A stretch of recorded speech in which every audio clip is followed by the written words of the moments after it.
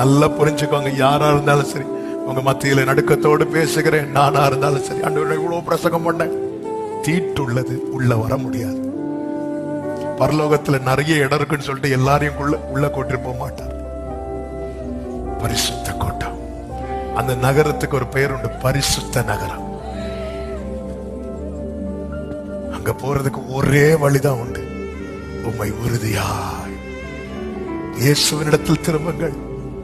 இயேசுவை விட்டு உங்களை விலக பண்ணுகிற எந்த காரியத்தையும் ரொம்ப நேசிக்காதீங்க, விட்டுருங்க. இயேசுவோடு கனெக்ட் ஆக முடியலையா? பழகுவதற்கு இயேசுவை போல இனிமையானவர், மென்மையானவர் வேற யாரும் கிடையாது. அழகானவர், அன்பானவர் வேற யாரும் கிடையாது.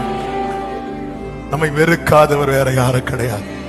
இயேசுவோடு நெருங்குங்க. நமக்கும் தேவனுக்கும் இடையே இருக்கிற மத்தியஸ்தர் அவர் ஒருவர்.